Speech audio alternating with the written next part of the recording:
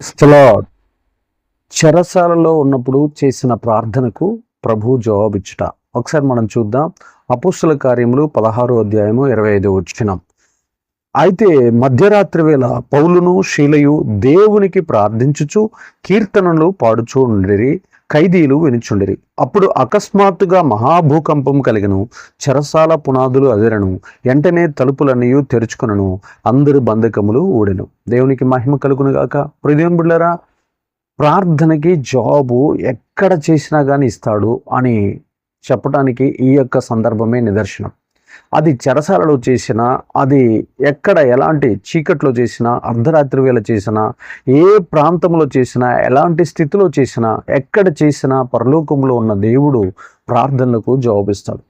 దుఃఖాక్రాంతులై ఉండి చెరసాలలో బంధకాల మధ్యలో పౌలు శీలలు ఏడుస్తూ పాటలు పాడుతూ దుఃఖముతో పాటలు పాడుతూ ప్రార్థనలు చేసినప్పుడు ఆ ప్రార్థనలకు పరలోకం నుండి దేవాతి దేవుడు జవాబులు ఇచ్చినట్లు, ఆ జవాబుకి ఆయన పరలోకం నుంచి పంపించిన శక్తికి చెరసాల పునాదులు కదిలినట్లు, అక్కడ ఉన్నటువంటి ఖైదీలందరి బంధకములు ఊడిపోయినట్లు మనం బైబిల్లో చూస్తున్నాం.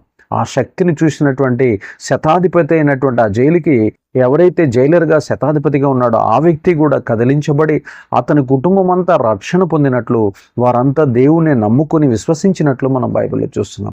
కాబట్టి ప్రియదేవులారా, మనం ఎక్కడి నుండి ఏ స్థలంలో నుండి మనం ప్రార్థన చేసినా, ఎలాంటి పరిస్థితుల మధ్యలో ఉండి మనం ప్రార్థన చేసినా, ఏ సమయంలో ప్రార్థన చేసినా, ఎవరు ప్రార్థన చేసినా దేవుడు ఆలకించటానికి సిద్ధ మనసు కలిగి ఉన్నాడు. కాబట్టి ఆ పౌలు శీలలు ఎలా అయితే ప్రార్థనలు చేసి పరలోకం నుండి జవాబులు పొందుకొని అనేక బంధకాల నుంచి విడిపించబడి విడుదల పొందారో, మనం కూడా ఊకే కూర్చొని మౌనంగా ఉండే కంటే పాటలతో దేవుణ్ణి ప్రార్థిస్తూ మనం గనక మన సమస్యలను దేవునికి చెప్తే అనేక రకాలైనటువంటి జవాబులు పరలోకం నుండి పొందుకొని సాతాను శక్తుల నుండి, మనుషుల కుతంత్రాల నుంచి మనం విడుదల పొందేదము గాక.